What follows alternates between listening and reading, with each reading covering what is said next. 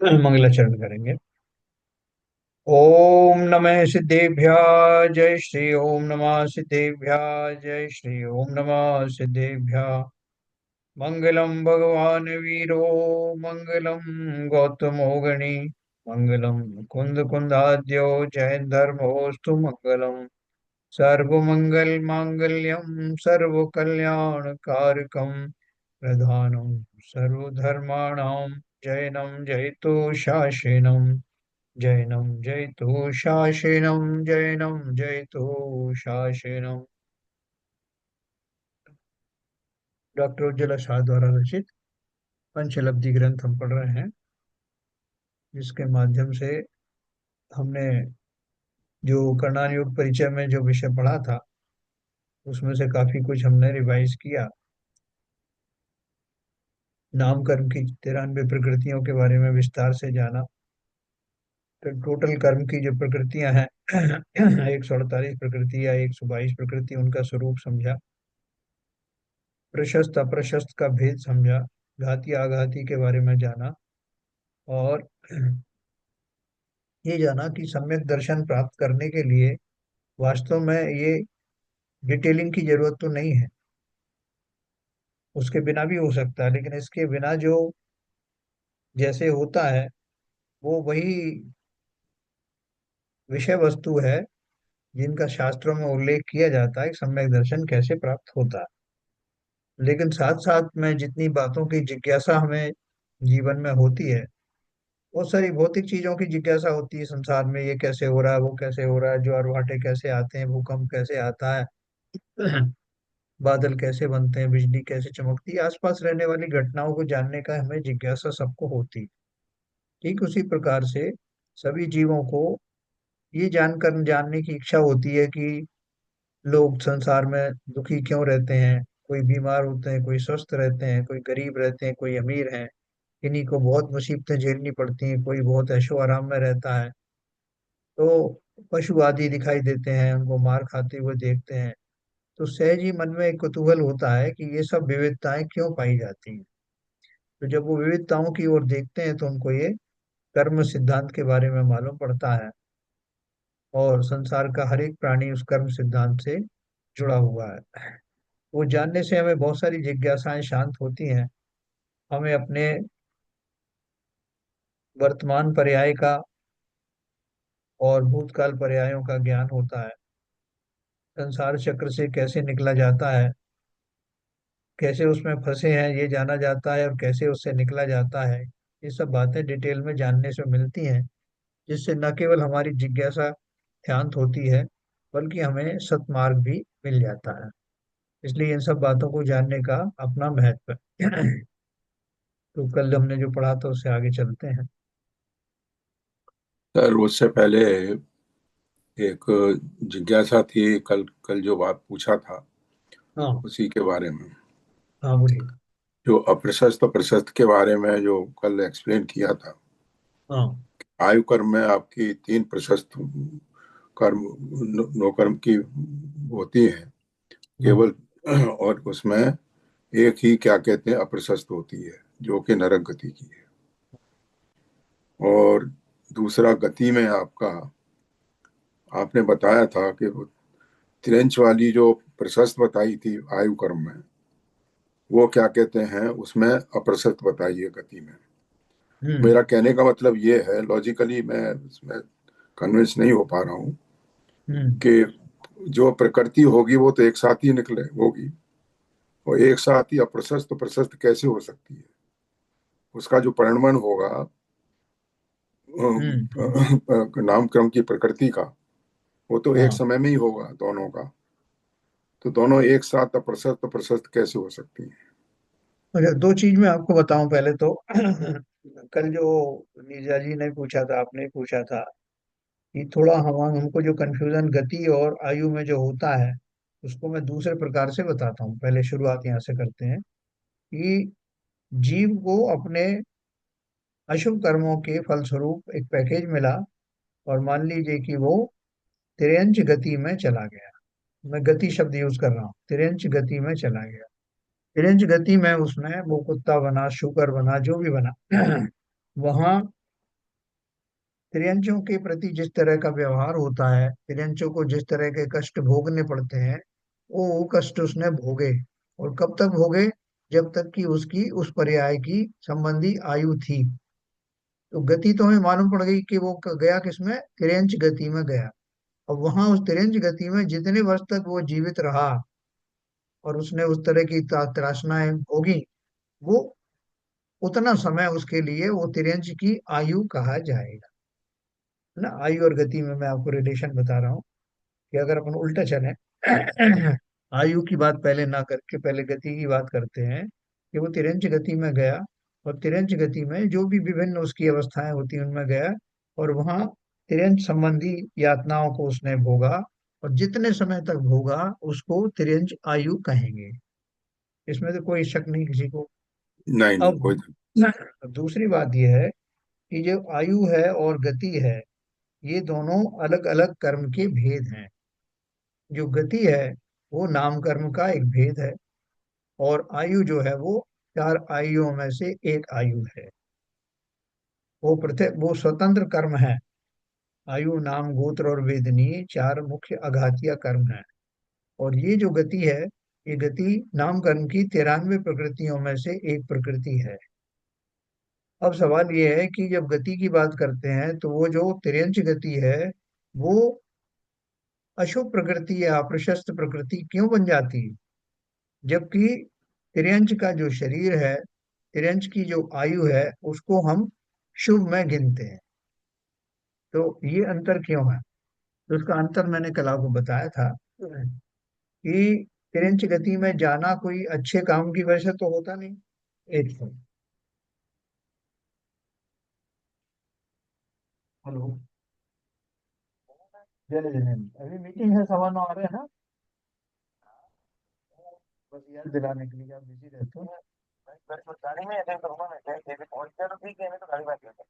हाँ, कहीं से तो। Okay okay okay.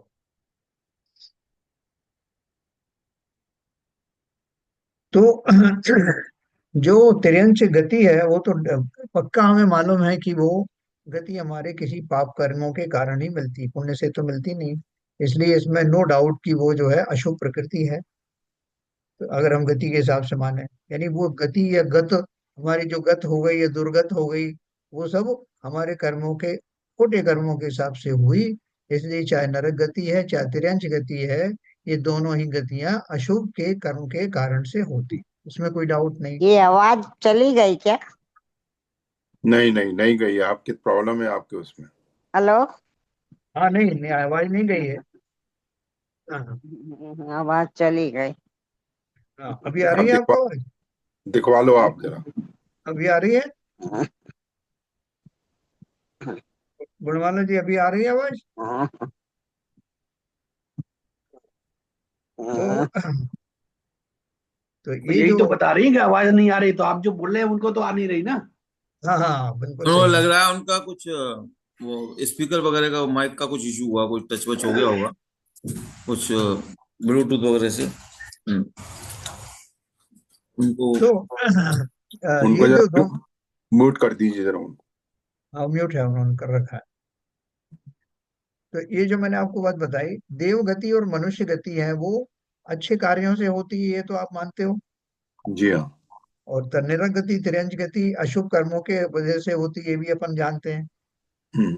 तो यहाँ तो अपने कोई डाउट नहीं है कि ये जो गति जो है वो सही लिखी है प्रशस्त है। अब सवाल सिर्फ आता है कि वो जो चार जो आयु हैं, वो आयु की बात अपन करते हैं। चार आयु में कौन कौन सी आयु है? देवायु, मनुष्य आयु, नरक आयु और तिर्यंच आयु। तो वहां जो वर्गीकरण किया गया है, आयु का अर्थ है कि जितने पीरियड तक का वो आयु है उतने अंतराल तक जीव जीवित रहता है उस पर्याय में। तो अब वो, अगर उसका एक सीधा सीधा आकलन है कि आपने सुना होगा कि वो एक राजा था, उसकी भविष्यवाणी हुई कि वो मर करके अपने राजमहल के जो मल विष्टा का स्थान है उसमें जा करके जीव बनेगा। तो दो इंद्रिय, एक तीन इंद्रिय जीव कुछ बनेगा। तो उसको बहुत ग्लानि हुई, तो उसने अपने बेटे से कहा कि देखो, मेरी आयु समाप्त होने वाली है और भविष्यवाणी है कि मर करके मैं इस विष्ठा में पैदा होने वाला हूँ। और उसका वर्ण भी पता लग गया, हरे रंग का होगा वो, तो आपको क्या करना है कि उसको, मैं उस गति में, उस आयु में नहीं रहना चाहता, इसलिए तुरंत ही मुझे मार देना। तो वो बेटे ने आज्ञा का पालन करने के लिए, जैसे ही वो पैदा हुआ जीव, उसने वो तलवार से या जिससे भी उसको मारने की कोशिश की, तो वो जीव जो है उसमें मल के अंदर और घुस गया। उसको इतना बात का संज्ञान हुआ कि कुछ संकट आया है, वो मरना नहीं चाहता था या किसी तरह के संकट में नहीं आना चाहता था, इसलिए उसमें अंदर घुस गया। एक प्रसिद्ध कहानी है जिसके माध्यम से एक मैसेज दिया गया कि जीव जिस किसी भी दशा में होता है वो मरना नहीं चाहता। वो तीन आयु के लिए ये बात वैलिड है, मनुष्यायु, देवायु और तिर्यंच आयु।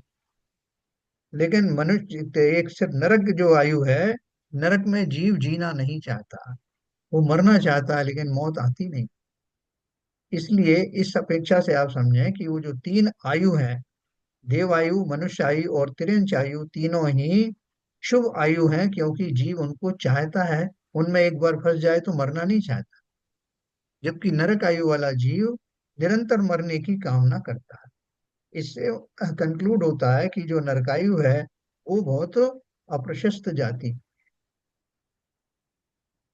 ठीक है सर, इस तरह से उसमें भेद, और वो अलग है, गति अलग है कि वो गति अगर उसी में ही होती दोनों बात तो बात अलग थी। एक आयु कर्म है और एक गति जो है नाम कर्म की, 93 प्रकृतियों में से एक प्रकृति। ठीक है सर, तो इसको ऐसे समझ लीजिए। आगे चलते हैं। ठीक है।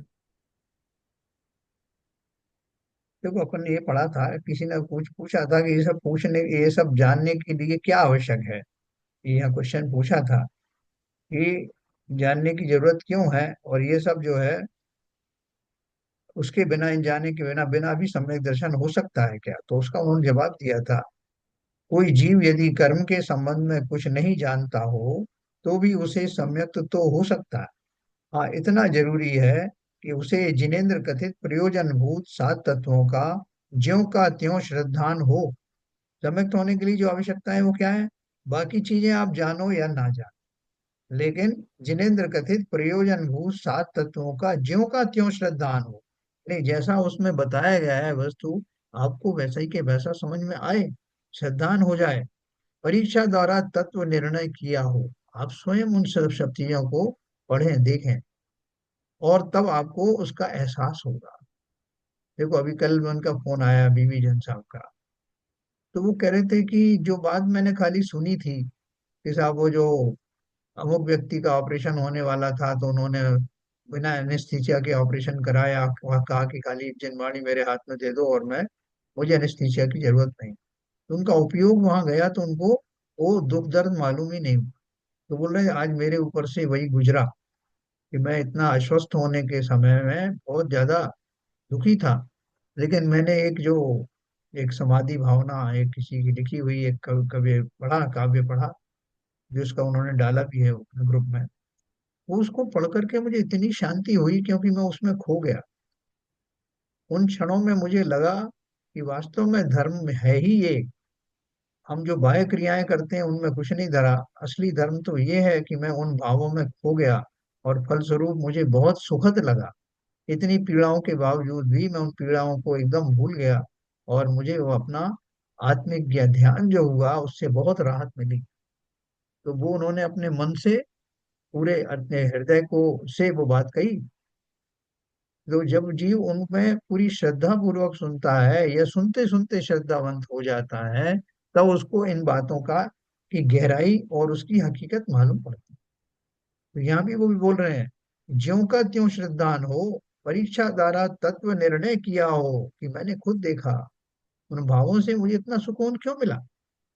जैसे ही मैंने अपने शरीर संबंधी समस्त चिंताओं को छोड़ दिया और स्वपर भेद विज्ञान का जो सहारा लिया, स्वभाव के आश्रय से मैं जब जितनी देर भी मैं रहा, उतनी देर मुझे उन सब कष्टों का भान भी नहीं हुआ।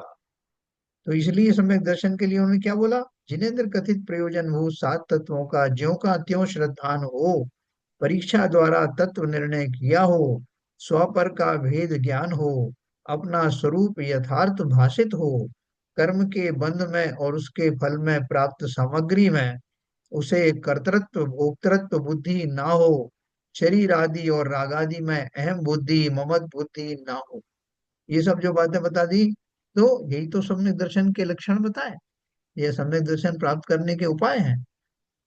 ये जो कुछ कंडीशन उन्होंने डाली, उस कंडीशन में एक ही कंडीशन प्रिवेलिंग है। वो क्या है? कि तत्वों का या जो वस्तु व्यवस्था है उसका ज्यों का त्यों श्रद्धा है। तत्व भी छोड़ दो, तत्व तो उसमें सब में समाहित हो जाते हैं। आप भेद विज्ञान अगर कर लिया आपने कि मैं सर्वथा अलग हूँ, मैं जीव द्रव्य हूँ, मैं किसी अन्य द्रव्य का ना तो कुछ लगता हूँ, ना ही अन्य द्रव्य मेरा कुछ लगता है, ना मैं उसमें घुस करके कुछ करता हूँ, ना वो मुझ में कुछ करता है। और ऐसा जान करके ये जो शरीर संबंधी पीड़ाएं हैं, मानसिक पीड़ाएं हैं, वो सब मेरी कुछ भी नहीं है, मात्र मेरा भ्रम है। उन स्थितियों में मेरा जो दूषित चिंतन है उसकी वजह से वो सारी वेदनाएं हैं।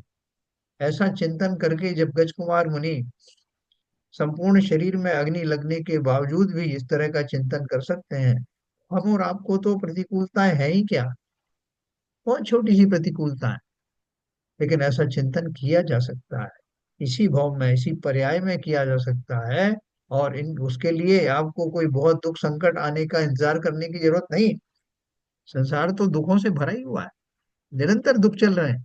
ये प्रयोगशाला है, ये प्रकृति की ओर से दिया गया उपहार है। ये दुख रूपी प्रयोगशाला आपको मिली है बिना कुछ इन्वेस्टमेंट किए। आप जब चाहें जब उसमें शामिल हो जाए, शामिल तो है ही, खाली उसको निरपेक्ष भाव से देखने की जब आपकी क्षमता हो जाए, तब उस क्षमता का उपयोग करना। और उस क्षमता के फलस्वरूप ही एक दिन अचानक से आपको लगेगा कि आप सम्यक दर्शन होने के करीब पहुंच गए, और सम्यक दर्शन होने में फिर विलंब नहीं होता। तो बोला, अपना स्वरूप यथार्थ भाषित हो, कर्म के बंध में और उसके फल में प्राप्त सामग्री में उसे कर्तृत्व भोक्तृत्व बुद्धि ना हो। देखो मैंने कितना धन कमाया, देखो मैंने कितनी सुख सुविधाएं जुटाई, अब मैं उनका भोग करने वाला हूँ। ये सारी जो भ्रम है, उन सारे भ्रमों का जिस दिन निवारण हो जाए, शरीर आदि और राग आदि में अहम बुद्धि ममत बुद्धि ना हो। ना चार तरह के हुआ है, कर्तृत्व भोक्तृत्व अहम बुद्धि ममत बुद्धि। वो उसी दिन जीव को सम्यक दर्शन प्राप्त हो जाता है। फिर उन्होंने बोला, यहाँ हम जो आगम कथित बातें जान रहे हैं वे सत्य हैं या असत्य? वे तो 100% सत्य है ना? तो सत्य जानने में हमारे ज्ञान का विकास हो रहा है या ह्रास हो रहा है? कोई बोले कि इन सबको जानने की जरूरत क्या है, भाई वो एक्चुअल में है या नहीं है? बोले हाँ, एक्चुअल में तो है।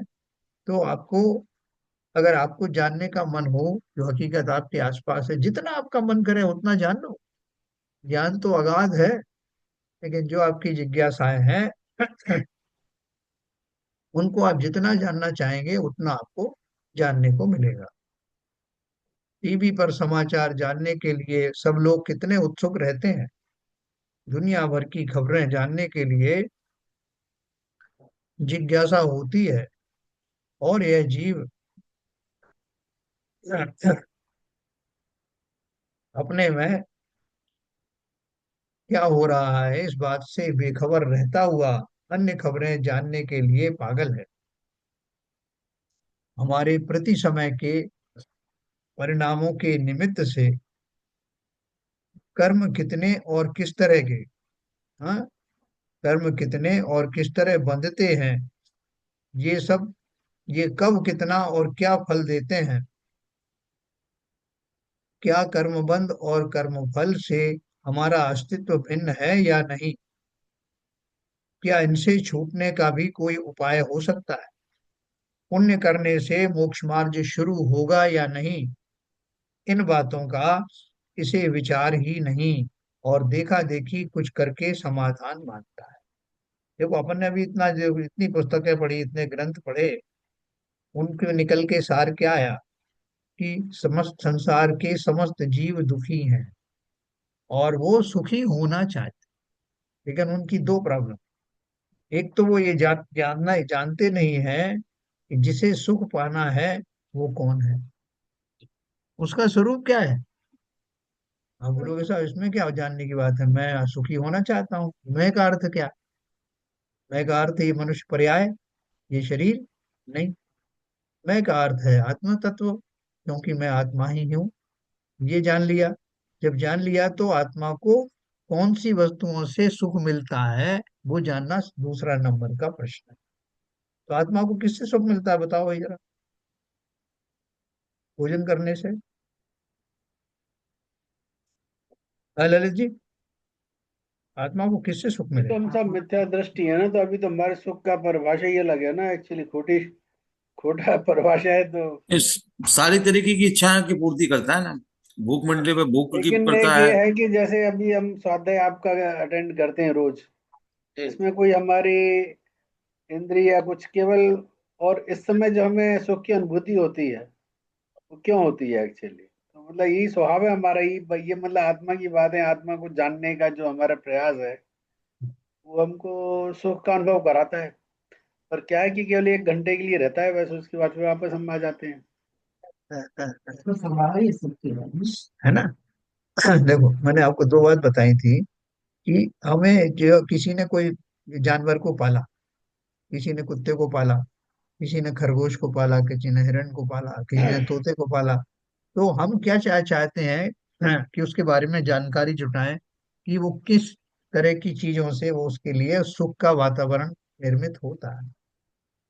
अगर वो एक खरगोश है तो उसको क्या चीज पसंद आती है, वो कैसा वातावरण में रहना चाहता है, वैसा वातावरण हम उसको बनाते हैं। एक तोता है तो उसको पिंजरे में भले ही रखा हो कि उड़ ना जाए, लेकिन उसके लिए जैसे उसको लाल मिर्च पसंद है या जो भी पसंद है हम उसकी व्यवस्था करते हैं। तो हम उसके नेचर के बारे में जानना चाहते हैं कि उससे किससे उसे अच्छा लगता है, और हम वैसा ही अरेंजमेंट करते हैं। तो ठीक उसी प्रकार से जब मैं ये जान गया हूँ कि मैं जीव द्रव्य हूँ, जीव तत्व हूँ, तो उसकी खुराक क्या है, किससे वो प्रसन्न रहने वाला है, तो ये शास्त्र मेरे पास है। इन शास्त्रों के माध्यम से जीव किससे सुखी रहता है और शरीर किससे सुखी रहता है, दोनों अलग अलग चीजें हैं। और मैं शरीर हूं नहीं, लेकिन समस्त जीवन भर में शरीर की खुशामद ही करता रहता हूँ, उसी के सुख दुख का विचार करता हूँ, उसको उसको कैसे सुख मिलेगा, इंद्रिय सुख आदि की तलाश में रहता हूँ। उस पूरे प्रोसेस में मैं ये भूल जाता हूँ कि मैं स्वयं कौन हूँ और मेरी सुख सुविधाएं किससे हैं। जिन जीवों ने ये रहस्य जान लिया वो अब उसी दिशा में काम करते हैं, और वो शरीर की दास्ता में उतने संलग्न ना रह करके निज को प्रसन्न करने के लिए अपने स्वभाव का सहारा लेते हैं। तो जिन्होंने दो बातें जान ली भेद विज्ञान पूर्वक कि मैं कौन हूँ जिसे सुखी होना है, और उस सुख का स्वरूप क्या है जो मुझे सुखी करने वाला है, ये दो बातें जानने के लिए ही पूरी ये रामायण है। तो इसको जानना कोई मुश्किल काम नहीं। हमें क्या करना पड़ेगा शैलेंद्र जी कि हमें ये चीज पता लग जाए कि मैं किससे सुखी रहता हूँ, ऊपर ऊपर की बात नहीं है, अंदर की बात बताओ। तो ये जब ही पता लगेगा जब हम लोग अपने को अभी तो हम लोग उस चीज पे ध्यान ही नहीं देते। अभी तो हम हमारी अभी जो इमीडिएट अर्ज हैं, जो अभी हमको खाना लगने पर हमको भोजन चाहिए, नींद आराम के समय नींद चाहिए या कुछ, तो वो सारी अर्जों में पूरी में लगे हुए हैं। तो अभी उसके लिए समय ही नहीं निकाला है कि हमारी असली जो हमको सुख मिलेगा, जहां हम एक बार बैठे ध्यान से और हमारे को हम स्वभाव में जाएं, तो हमको जो आनंद मिल आनंद की प्राप्ति हो, जब एक बार उसमें मिलना चालू हो, क्योंकि क्योंकि वो भी अभ्यास से मिलेगा, तब जाके हमको पता लगेगा कि भाई उधर भी हमको बड़ी सुख की अनुभूति होती है। तो वो सुख की अनुभूति के लिए हम लोग कंसंट्रेट ही नहीं कर पा रहे हैं, बैठ ही नहीं पा रहे हैं अभी। और ये इमीडिएट और अर्जेंट उसमें ही लगे हुए हैं, सारी अपनी रिक्वायरमेंटों में लगे हुए हैं सारे। वो ऐसा है रिक्वायरमेंट। सर, भेद भेद ऐसा विज्ञान है करने से भेद विज्ञान अब जब होगा तो मालूम पड़ जाएगा सुख क्या है। हाँ सर, नहीं, ऐसा अभी है। जैसे 1 घंटे का हम सब लोग बोलते हैं ना, सब 1 घंटे बहुत आनंद आता है, तो हाँ इस आनंद को हम कंटिन्यू क्यों नहीं करते, हम क्यों अडिग क्यों, मतलब अडिग क्यों जाते हैं हाँ इससे, जबकि हमें पता चल रहा है कि अब बहुत आनंद है। पर हाँ ये 9 बजे और आपने ऑफ किया, फिर हम क्यों वापस उसमें चले जाते हैं? सर मैं हाँ बोलूं इसके बारे में? हाँ बोलिए। देखिए, शैलेंद्र जी ने बोला और जो ललित जी ने बोला, और उसका थोड़ा वर्णन अपने नीरजा बहन जी ने भी किया। सबसे पहली चीज ये है कि जब तक हमारा दर्शन मुनि से निर्वृत्ति नहीं मिलेगी, पहला कदम, जब तक हमारा श्रद्धान नहीं होगा देवसात गुरु में, उनके कहे हुए वचनों में, और उनके कहने पर जब तक हम ये वेद विज्ञान नहीं करेंगे स्व क्या है पर क्या है, ये जो भी ललित जी ने बोला 1 घंटे का जो हमें समय मिलता है उसमें हम थोड़ा आनंदित महसूस करते हैं, उसके बाद कंटिन्यू क्यों नहीं होता है। ये जो 1 घंटे का समय जो मिलता है, हमारी जो जो जो हमारी जो राग द्वेष की प्रवृत्तियां हैं, कषाय है, वो मंद रहता है। और उस समय हमारा उपयोग पूरा क्या कहते हैं, अपने सुख में लगा हुआ है।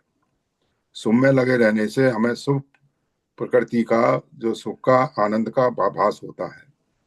क्योंकि हम अभी पुराने संस्कारों से निर्वृत्त नहीं हुए हैं, और जब तक हमारा वेद विज्ञान नहीं होगा हम उस चीज को नहीं जान पाएंगे। जब तक हम हर चीज को ज्ञाता की तरह नहीं देखेंगे और उसको कर्ता और भोक्ता की तरह मानते रहेंगे, तब तक ये सुखाभास और दुखाभास होता रहेगा। अनंत सुख का हमको ज्ञान नहीं होगा। बढ़िया। ये मेरा कहना है। बहुत अच्छा है, ठीक है आपने। नीरजा जी, आप कुछ कह रही थी?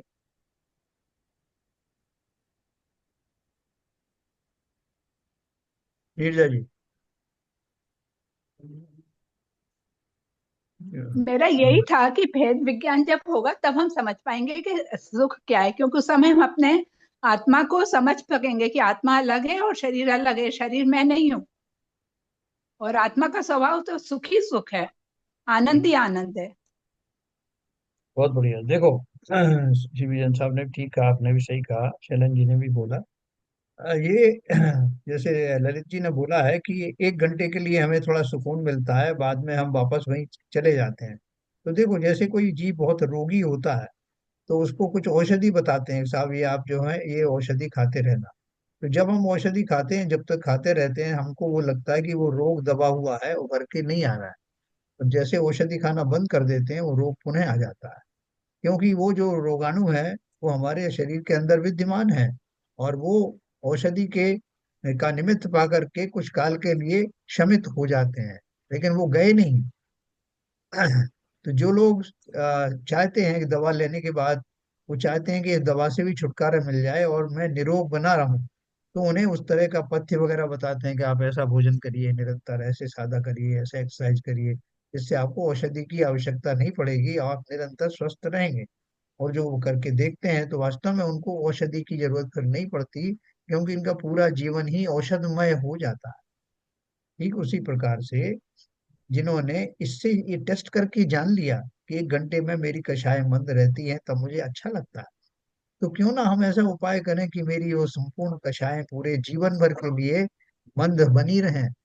तो उसका उपाय भी मेरे पास है, क्योंकि हम जब संसार में लौट के आते हैं तो हम हमारा साक्षात्कार पुनः उन्हीं कषायों से, कषाय करने वाली घटनाओं से फिर से हो जाता है। हमने उससे अभी संबंध अभी काटा थोड़ी।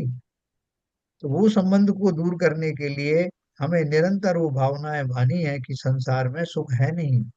जिन जिन कार्यों को मैं सुखद मानता था उन सब में कहीं मुझको न मिला सुख क्षण भर भी, कंचन कामिनी प्रासादों। ये जो 12 भावनाएं लिखी हैं उनमें वही सब है कैटेगरिकली, कि मैं जहाँ फंस जाता हूँ संसार में, उनका सच्चा स्वरूप मेरे सामने उजागर होता है, तो निरंतर मेरा वो रोग कम होने लगता है।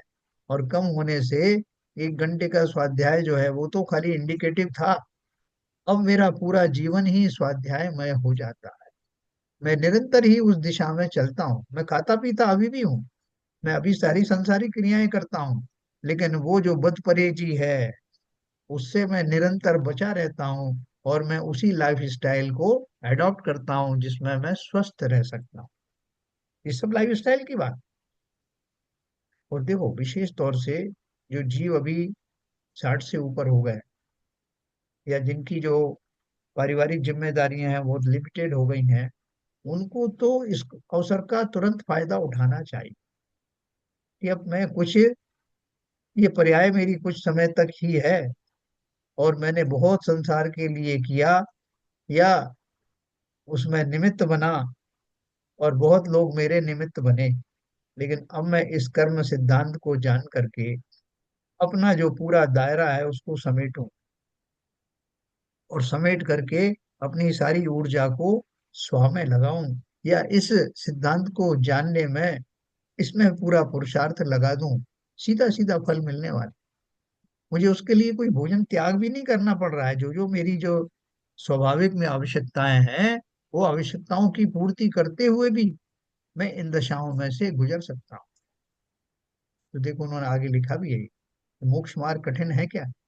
लिखा है देखो, मोक्ष का मार्ग बहुत ही सरल, सुलभ, सहज और सुखकर है, सुखमय है, परंतु जीव का उस पर विश्वास ही नहीं। यही तो रहस्य है। मुझे कुछ क्रिया करना चाहिए, तभी मुझे मोक्ष मार्ग हासिल होगा, ऐसी भ्रांति इस जीव की है। क्यों?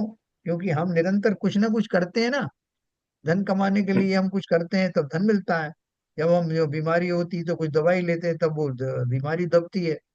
जब हम किसी को डांटते डपटते हैं तब वो हमारी सुनता है।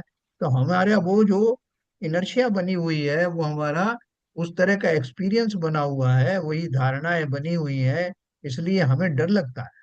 जैसे किसी को बोलो कि साहब अब आप दवाई छोड़ दो, अब आप निरोग हो गए, तो उसे डर लगेगा कि दवाई छोड़ दी और कहीं फिर से बीमार हो गया तो उसको बार बार विश्वास दिलाया जाता है कि भाई देखो अभी टेस्ट करके दिखाया ना, तुम अगर छोड़ के भी रखोगे, एक दो बार छोड़ के दिखाया तो तुम स्वस्थ रहते हो, तो इसको छोड़ दो। तो बड़ी हिम्मत करके वो छोड़ता। ठीक उसी प्रकार से जिन राग देशों में मैं निरंतर फंसा हूँ, जिनका मुझे कंटिन्यूअस अभ्यास है, मेरी ऐसी धारणा है कि जब तक मैं किसी को डांटता नहीं, फटकारता नहीं, तब तक मेरी बात सुनी नहीं जाती, मुझे मेरा अपमान होने लगता है, मेरा ये सब होने लगता है। ये सब जो गलतफहमियां हैं, वो कर्म सिद्धांत के परिपेक्ष में समाप्त हो जाती हैं। अगर मेरा पुण्य का उदय है तो कोई मेरा अनादर नहीं कर सकता। मान सम्मान आदि और वैसे भी किसके होना है? शरीर के होना है। मेरा तो, मैं आत्मद्रव्य हूँ, उसे तो मान सम्मान की तो बात दूर, किसी तरह को कोई मुझे टच भी नहीं कर सकता। ऐसा विश्वास जिन्हें होता है, वो ये लोकल राग द्वेषों की चिंता नहीं करता कि साहब जब तक मैं अपना वो बड़प्पन नहीं दिखाऊंगा तब तक लोग मुझे मान्यता नहीं। काहे की मान्यता? किस बात से प्रसिद्ध होना चाहती हूँ? प्रसिद्ध करो अपने जीव तत्व को, आत्म तत्व। तो वो जब हमारी गलतफहमी दूर हो जाएंगी, तो सारे रहस्य खुल जाएंगे। जो मेरा प्रमाद है कि उस दिशा से मैं बाहर जाना नहीं चाहता, मैं इसके लिए तो मरना नहीं चाहता कि मरते ही मेरे ये सारी सुख सुविधाएं छूट जाएंगी। लेकिन सुख सुविधाएं आयु की मोहताज नहीं। हमारा क्या चिंतन है, वो सारी सुख सुविधाएं अंदर से आती हैं, ये बाह्य सुविधाओं का कोई महत्व नहीं। तो यही लिखा है, जीव का उस पर विश्वास ही नहीं है, यही तो रहस्य है। मुझे कुछ क्रिया करना चाहिए, तभी मुझे मोक्ष मार्ग हासिल होगा, ऐसी भ्रांति इस जीव की है। शुभ भाव और देहादिक की क्रिया में ही इस जीव ने धर्म माना है, परंतु शुभ अशुभ भाव रहित त्रिकाली ध्रुव ज्ञानानंद स्वरूपी मैं हूँ, इस बात का इसे स्वीकार नहीं। देहादि की क्रिया तो जड़ की क्रिया है, पर द्रव्य की क्रिया है, जीव उसे कर ही नहीं सकता है। वो मैंने आपको भी बताया बीवी जन साहब को, क्योंकि वो इस दौर से गुजर रहे हैं। तो ये जो मैं पढ़ रहा हूँ, उसका अक्षरशः उन्होंने मुझे बोला कि मुझे लगता है कि ठीक है, मंदिर भी मैं जाता हूँ तो जिनेंद्र देव के दर्शन के लिए जाता हूँ, बाकी तो उन सब क्रियाओं की कोई आवश्यकता नहीं। जिस चिंतन से होकर मैं गुजर रहा हूँ और जिस चिंतन में मुझे असीम लाभ हो रहा है, जिसमें मेरा सुख बरस रहा है, शरीर की पीड़ाएं तो बहुत दूर चली गई। तो उससे बोले मुझे यह निष्कर्ष निकला कि वास्तव में ये चिंतन ही धर्म है। बाह्य क्रियाएं हम करते अवश्य हैं अपने सेटिस्फेक्शन के लिए, जब तक हम उसमें निष्णात नहीं होते तब तक। लेकिन असली धर्म तो यही है। उसको और कितना सरल है। ये बोलते हैं ना कि जो आंख गर्दन झुकाई और देख लिया, दिल के अंदर रहता है महबूब मेरा, जरा गर्दन दिखाई झुकाई और देख लिया। मैं स्व आत्मा द्रव्य हूँ, मुझे कहीं जाने की जरूरत नहीं, कुछ करने की जरूरत नहीं, किसी क्रिया का मोहताज नहीं, ऐसा विश्वास हमें आने भर की देर है। तो देखो, पर द्रव्य की क्रिया, देहादि की क्रिया तो जड़ की क्रिया है, पर द्रव्य की क्रिया है, जीव उसे कर ही नहीं सकता। नहीं, आप क्या बात कर रहे हो, मैं आज अभिषेक करके आऊंगा, मैं शांतधारा करूंगा, 2 घंटे में पूजन करूंगा, तभी तो कहा जाएगा कि मैंने आज कुछ किया। उसकी जगह अगर आपको बोला जाए कि आप एक 15 मिनट के लिए अपनी अंतर आत्मा से वार्तालाप करिए, एकांत में बैठ करके वेद विज्ञान का अभ्यास करें, आप क्या हो उसका जो है चिंतन करें, आपको अभूतपूर्व लाभ होगा। उन क्षणों में न केवल अनंत की प्राप्ति होगी, बल्कि आपका पर्याय संबंधी राग भी निरंतर धूमिल होने लगेगा। तो हमको ये विश्वास नहीं होता, ना हम उसको करके देखते हैं, करने का साहस भी नहीं करते।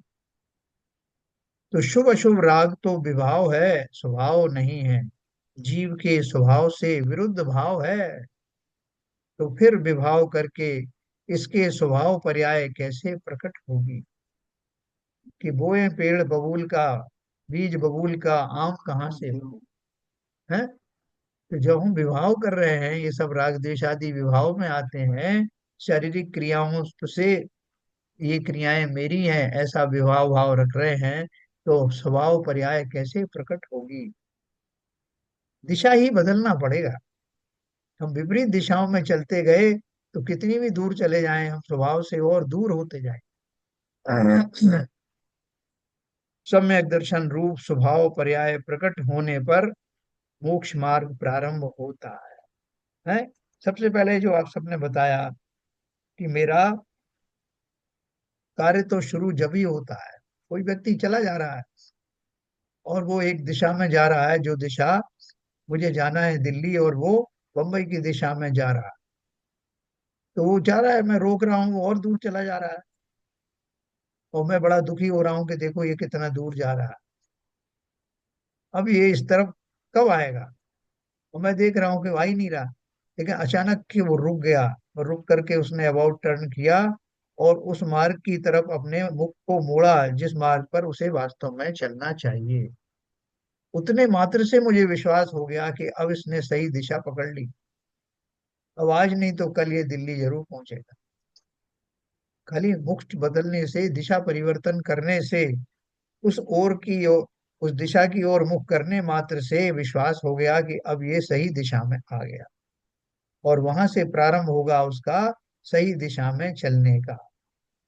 ठीक उसी प्रकार से सम्यक दर्शन वो माइलस्टोन है, वो स्थिति है जिस स्थिति में जीव अब मुक्ति के मार्ग की ओर चल पड़ा।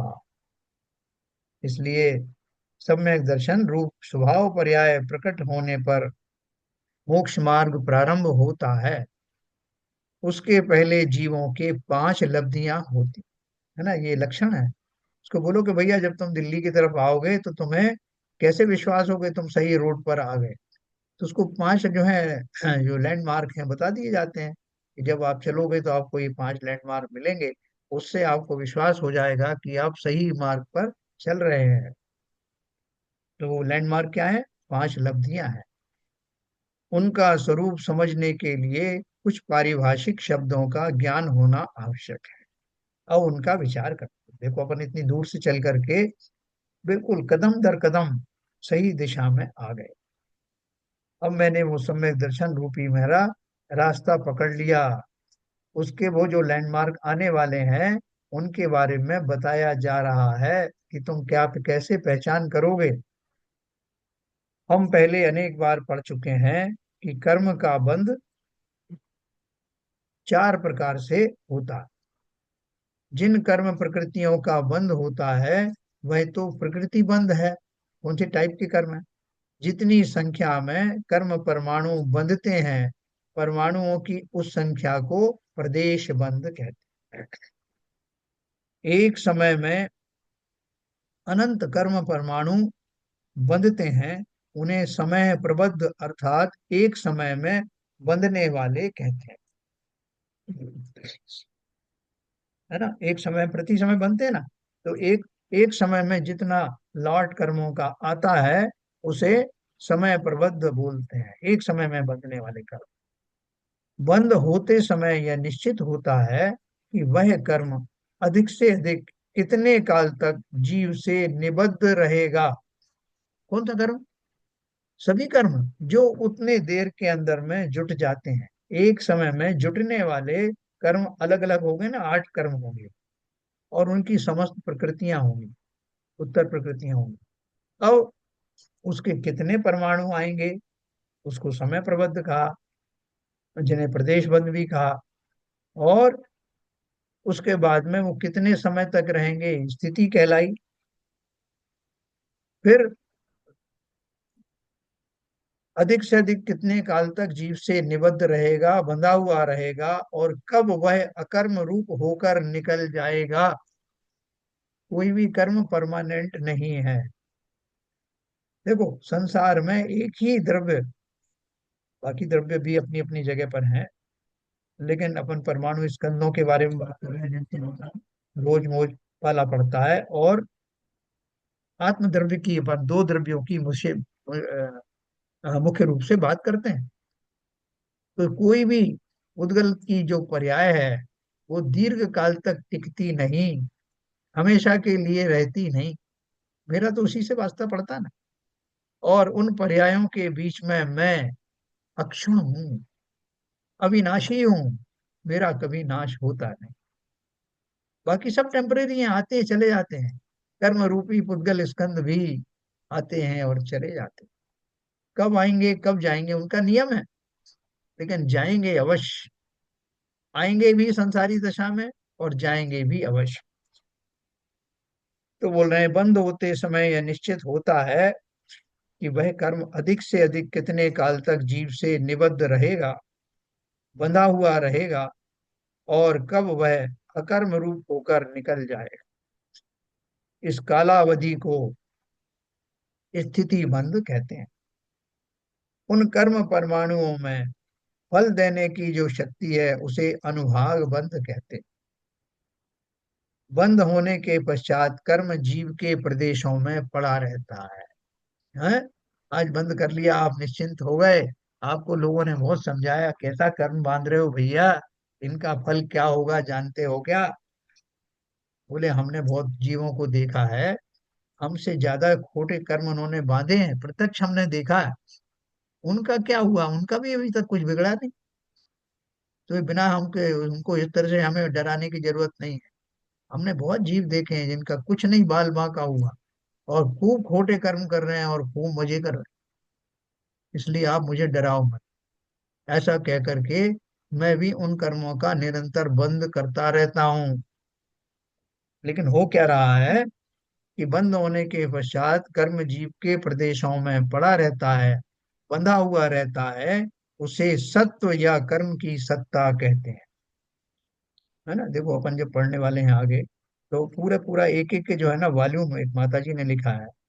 तो वो उन्होंने 4 वॉल्यूम में लिखा है कि उदय की अपेक्षा से, सत्ता की अपेक्षा से, बंद की अपेक्षा से और जनरल, ऐसे उन्होंने 3 वॉल्यूम में लिखा है।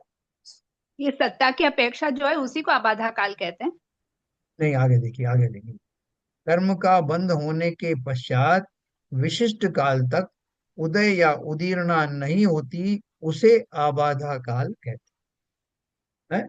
वो पड़े हुए हैं, तो जितने काल तक पड़े हुए, आप सही करेंगे, सत्ता में पड़े रहते हैं, इनका अर्थ ये है कि वो फल नहीं दे रहे हैं। जब तक वो फल नहीं दे रहे उस काल को आबाधा काल कहते हैं। आएंगे जरूर, लेकिन अभी सुप्त पड़े ना, तो सत्ता में पड़े हुए हैं, सुप्त अवस्था में है, उनका कोई अभी उदय में आने का प्रोग्राम नहीं। जितने समय तक वो उदय में नहीं आ रहे हैं या उनकी उदीरना नहीं हो रही है उतने काल को आबाधा काल कहते हैं। आबाधा काल के पश्चात कर्म उदय में आना शुरू होता है, अर्थात फल देकर खिर जाता है। अकर्म रूप होता है, उसकी निर्जरा हो जाती है। यह तो सामान्य निर्जरा है।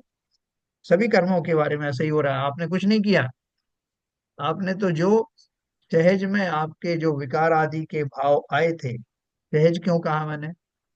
क्योंकि अभी संसारी जीवों के जो भाव चल रहे हैं वो उस हिसाब से सहज ही है, स्वाभाविक रूप के सहज भाव की बात नहीं कर रहा।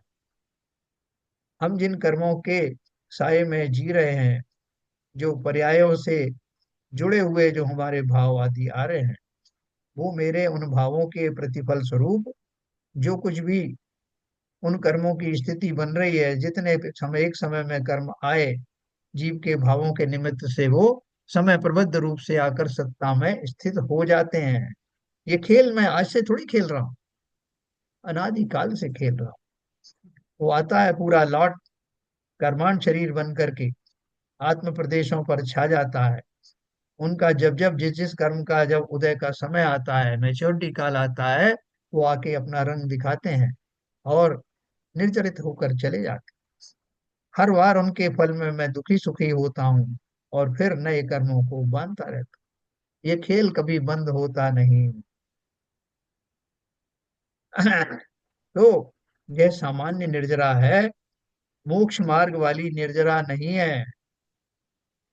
जिस तरह प्रति समय एक समय प्रबद्ध का बंध होता है, उस तरह एक समय प्रबद्ध की निर्जरा भी होती है ना। लेकिन कैसी निर्जरा हुई कि हर बार वो आए, मेरे भोजन में एक हरी मिर्च आती है, लोगों ने बना के रखा हुआ है भोजन, मुझे वो सूट नहीं करती, लेकिन जब जब मैं ग्रास लेता हूँ तब तक वो हरी मिर्च आती है और अपना फल दे करके अपना वो जो जैसा उसका स्वाद है वो दे करके चली जाती है। हर बार मैं दुखी होता हूँ, जब जब भी वो ग्रास मुंह में आता है मैं दुखी होता हूँ, लेकिन वो अपना स्वभाव के अनुसार कार्य करके चली जाती है। ठीक उसी प्रकार से मैंने कितनी अपने परिणति के कारण से ऐसी बहुत सारी विविधता वाले कर्म बांध रखे हैं, और वो अपने अपने समय पर आते हैं और मेरा मुझे आकुल व्याकुल करके चले जाते हैं। ये निरंतर चल रहा है। फिर वो निर्जरित हो जाते हैं, फिर दूसरे आते हैं, उनमें बीच बीच में कोई थोड़ा थोड़ा सा एक मीठा भी आ जाता है। मैं उस समय बड़ा खुश होता हूँ, वो अभी की कड़वाहट भूल जाता हूँ, लेकिन तुरंत उसके बाद में फिर कुछ आता है। ये निरंतर चेन चलती रहती है। तो वो आते हैं, कर्म पूरा लौट आता है, उनकी बीच बीच में जो स्वभाव है उस रूप से फल दे करके वो निर्जरित हो जाते हैं, फिर दूसरे लौट आते हैं। इस रीति से जीव की सत्ता में अनंतानंत कर्म सत्व रूप से पड़े हैं, अभी भी पड़े। उनमें प्रति समय एक समय प्रबुद्ध बंधता है और एक समय प्रबुद्ध खिर जाता है। थोक के भाव में स्टॉक है और बंधने का क्रम निरंतर जारी है। उदय का क्रम भी निरंतर जारी है। एक आया, एक लौट आया और एक लौट खिरा, एक लौट फिर आया, एक लौट खिरा, और वो पूरा स्टोरेज भरा रहता है। तो इसमें जो सत्ता में जो कर्म पड़े रहते हैं, जी तो एक समयबद्ध जो प्रति समय जो खिरता है, हाँ, तो वही वही बंधा हुआ कर्म खिरता है जिसका आबादा काल पूरा हो जाता है उस समय में। बिल्कुल, जो आया वो थोड़ी खिरेगा, ये जो वो आया आया नहीं, है वो तो टिकेगा, सत्ता और में जितना पड़े, हाँ, सत्ता में जितना तो आवाज। पूरा पुंज पड़ा हुआ है बंधे हुए कर्मों का। बिल्कुल उसमें बिल्कुल जिस समयबद्ध कर्म का आबादा काल पूरा होगा वही आके खिरता है, बिल्कुल तो वो फल बिल्कुल फल दे के चला जाता है। बिल्कुल। और निरंतर जैसे नारकियों का हाल होता है ना, कि नारकियों को एक क्षण के लिए भी वो मारकाट से फुर्सत नहीं मिलती, कि वो इंतजार करेंगे चलो अब कोई सुखद क्षण आएगा। अरे कहाँ फुर्सत, वहां तो निरंतर। वहां तो क्या कहते हैं, निरंतर उसका कष्ट वाला ही निर्जरा होती है। यस वहां वेरिएशन नहीं होता, कभी सुख का आवास हो कभी दुख का आवास हो, वहां तो एक ही आवास है। देखिए, तो हमारा जो सुख है वो भी दुख ही है। वो तो दुखी है, अपरेंट सुख कह रहा हूँ, जिसको सुखावास कह रहा हूँ मैं उसको। बराबर। तो देखो, नरक एक बड़ा जो है वो जगह है जहां पर की तीव्र वेदनाएं होती हैं, लेकिन ये बाकी का संसार भी कम नहीं है। हम थोड़े भ्रम में रहते हैं कि तो इस साता का उदय चल रहा है, इसलिए हम उस साता का फायदा उठाना चाहिए ना। कि बहुत तेज बरसात आ रही है, मुझे अपना मकान ऊपर रिपेयर करना है, मैं इंतजार कर रहा हूँ कि कुछ थोड़े क्षण के लिए तो बरसात रुके ना, इससे मैं उसको रिपेयर करूँ। यहाँ आपको इस साता के रूप में, इस मनुष्य लोक में ये सारी सुविधाएं मिली हुई हैं। आप जब चाहें अपना मकान रिपेयर करें, जब चाहें अपने आप को खोटे भाव, अब जो मैं जान गया हूं ना कि मकान कैसे रिपेयर होना है, तो करो ना रिपेयर। बीच बीच में कितने साता का उदय आता है, उनमें भी इंतजाम करो। है जो बोलते हैं ना, दुख में सुमरन सब करे, सुख में करे ना कोई, जो सुख में सुमरन करे तो दुख काहे हो। तो इंतजाम कर लेना हम सबको। अभी देखो, मैं ये 4 लाइन पढ़ के समाप्त करूंगा। इस रीति से जीव की सत्ता में अनंतानंत कर्म सत्व रूप से पड़े हैं। उनमें प्रति समय एक समय प्रबुद्ध बंधता है और एक समय प्रबुद्ध खिर जाता है, उदय में आता है, और कर्म की सत्ता हमेशा बनी रहती। नित नई लालसाएं जागी और खेल हुआ ना बंद कभी। लेकिन अब मैं समझदार होता जा रहा हूँ, इसलिए इस समय का बहुत अच्छे से उपयोग करना। ये तो निरंतर चल रहा है, प्रति समय जो है कर्म रूपी जल आ रहा है और खिर रहा है। इसमें मैं खाली लहरें गिन रहा हूँ और कुछ कर नहीं रहा।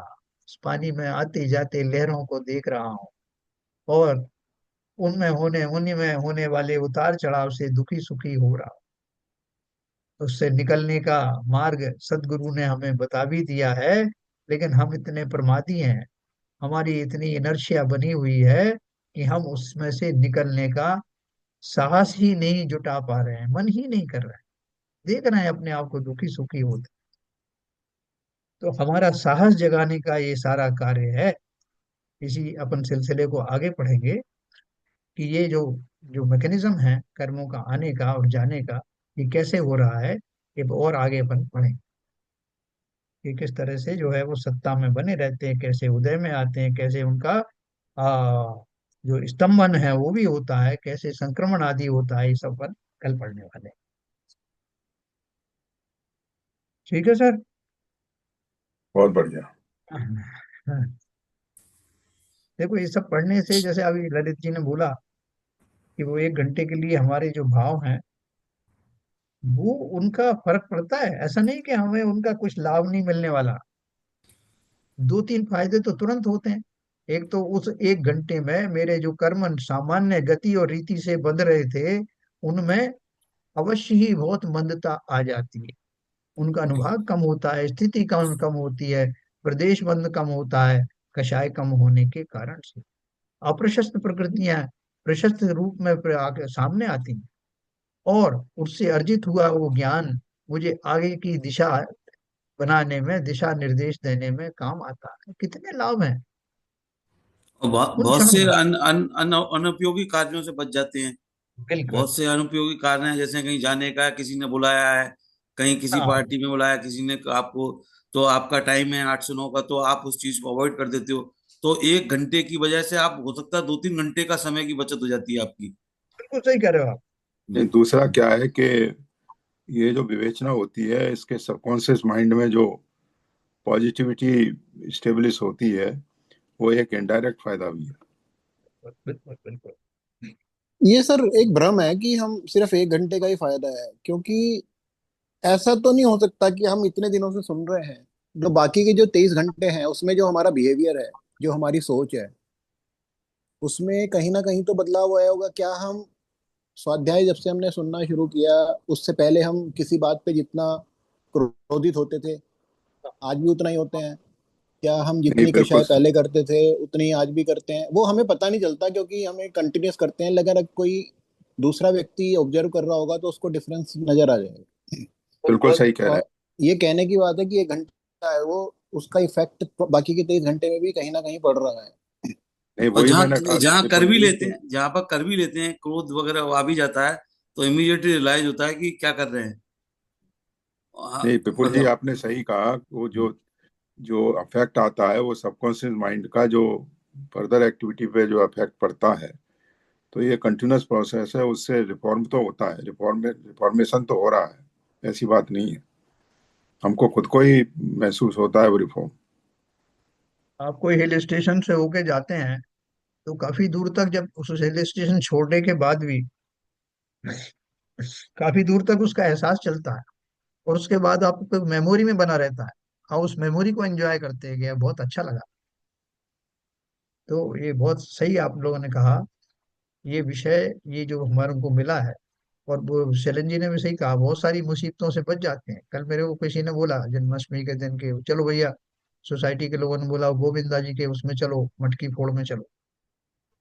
तो मैं उनको मना करने से तो उनको बुरा लगता है। मैंने बोला आप तो जानते हो मेरा इस समय में स्वाध्याय होता है। सो बोला हाँ हाँ हाँ, ये बात। तो आराम से निकल गया मामला। तो इस तरह हम बहुत सारे जो है उनसे, देखो हम सामाजिक के जो है, जो सोशल विजिट्स हैं उसकी मैं मना नहीं कर रहा हूँ, वो करते ही हैं। लेकिन क्या है कि उससे हमको देखा जाए तो प्रैक्टिकली हमको नुकसान ही है। बहुत सारे राग द्वेष आदि के जो प्रसंग बनते हैं, तो वो अगर थोड़े कम हो जाएं, मैं ये नहीं बोलता इस पर्याय में जीवन में जो है वो सब एकदम अवॉइड हो जाएंगे, नहीं, उन सब की अपनी भूमिका है। लेकिन फिर भी हम जितना ज्यादा अपने में रहें, स्व में रहें, उसका हमें लाभ जरूर मिलेगा। इस स्वाध्याय से व्यवहारिक जीवन के जो हमारे क्रियाकलाप हैं उससे हम कर्म सिद्धांत से भी अब बहुत रिलेट करने लगे हैं।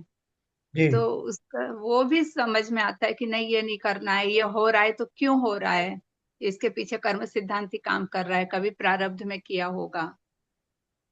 बहुत बढ़िया। मेरे को तो एक और मेरा भोजन बहुत समय से होने लगा, क्योंकि यदि आपको 8 बजे स्वाध्याय में बैठना है तो हाँ। आपको 7:30 तक अपना भोजन भोजन 7:30 पौने 8 तक खत्म कर लेना है। बहुत हाँ। बढ़िया। क्योंकि फिर आप 9 बजे के बाद करोगे तो और आपको मतलब स्वाध्याय करके खाना खाओगे तो और आपको ऐसा लगता है कि भाई कि हम क्या कर रहे हैं। और रात्रि की ओर उस बढ़ रहे और रात्रि की बढ़ रहे हैं, तो समय पे हैं। मतलब आ जाओ समय पे अपना काम करके, तो अपना मुंह साफ करके फिर बैठ जाओ। फिर बात की, फिर अपना सारे काम मतलब खत्म हो गए, पूरे दैनिक के कार्य, भोजन शाम का समाप्त हो गया, स्वाध्याय हो गया। फिर अब आपने त्याग कर दिया रात का, तो फिर और भी कुछ नहीं है, तो और बिल्कुल एकदम आराम हो जाता है, मतलब आपको। किचन से हम्म। किचन से भी निवृत्त हो गए। नंबर तो नहीं तो लोगों को क्या रहता है, खाने का पड़ा रहता है, नहीं तो कुछ खा रहे हैं, कुछ आ रहा है, कोई बच्चे लाए हैं उसमें से खाओ, ये आ गया वो खा लो। तो एक एक कोशिश और करना आप लोग, अगर संभव हो सके तो स्वाध्याय के समय में वस्त्र बदल करके और थोड़ा सा हाथ मुंह धोकर शुद्ध होकर के बैठना, आपको और आनंद आएगा। एक एक डिसिप्लिन बन जाएगा। नहीं, ठीक है, ये बात सही है आपकी। मैं तो शास्त्र के साहब प्रति विनय अपनी विनय भी होगा। हाँ। मैं तो जो स्वाध्याय की ड्रेस ही अलग रखता हूँ, बहुत बढ़िया। वो उसको ही यूज करता हूँ। आपके मन में एक बैकग्राउंड बन जाएगा, और सुनने के प्रति आपको एक समर्पण का भाव आएगा। नहीं, वो तो स्वाध्याय में उसकी तो अपनी शुद्ध कपड़े ही पहन के बैठते हैं हम लोग तो। हाँ, क्योंकि जिनवाणी के प्रति विनयवान होना चाहिए ना, तभी जिनवाणी अंदर प्रविष्ट होगी। नहीं, वो तो बात सही है, मंदिर में दर्शन करने जाते हैं नहा धो के शुद्ध हाँ, नहीं कपड़े वो पहन के ये जाते घर में वो हम नहीं कर पा रहे थे शुद्धता, वो ला सकते हैं। नहीं, चलिए साहब, श्रद्धा फिर तो अपन। होती है। हाँ। नहीं, वो क्या है शैलेंद्र जी, एक एक एक भैया शर्ट पैंट या कुर्ता पजामा अलग रख लीजिए। हाँ हाँ, नहीं बिल्कुल, कुछ ना कुछ नियम बना के काम करना पड़ेगा। हाँ, तो मैं तो हमेशा हरप्रियन साहब, कपड़े कपड़े अलग रखता हरप्रियन हूँ। हरप्रियन साहब कुछ बोल रहे हैं। मैं कह रहा हूँ, अब मन की शुद्धता शरीर की शुद्धता दोनों ही जरूरी है। हाँ, मन चलिए की साहब। शुद्धता शरीर की शुद्धता जरूरी है, वो ऐसा बोल रहे हैं, दोनों ही जरूरी है, बिल्कुल सही बोल हाँ रहे हैं। हाँ, जिनवाणी स्तुति करेंगे। अभी 9:15 एक दूसरी मीटिंग है, तो सीबीएम साहब दोबारा आ जाएंगे। अभी इसको अपन समापन करेंगे। आरपी जय जैन वाणी। साहब, मीटिंग मीटिंग में आना है आज। मैं आके म्यूट रहूंगा सर। हाँ, म्यूट हाँ तो ठीक रहना है, ही ठीक है, चुप रहना ही ठीक बहुत है। बड़ी कला है। हाँ। चलिए। हाँ, ललित जी जिनवाणी स्तुति। शतम नाश वे को ज्ञान के प्रकाश वे को अपर भास वे को भानु सी बखानी है। छह द्रव्य जान वे को बंध विधि मान वे को स्वपर पिछान वे को परम प्रमानी है। अनुभव बताए वे को जीव के जताए वे को काहू न सताए वे को भव्य और आनी है। जहाँ तहाँ तार वे को पार के उतार वे को सुख विस्तार वे को यही जिन वाणी है। हे जिन वाणी भारती तो हे जपू दिन रैन, जो तेरी शरणा गए सो पावे सुख चैन। क्या वाणी के ज्ञान से सूझे लो कालो, तो वाणी मस्तक धरो सदा देते हैं दो, सदा देते हैं दो। जिनवाणी माता की जय। जय जय। नमो।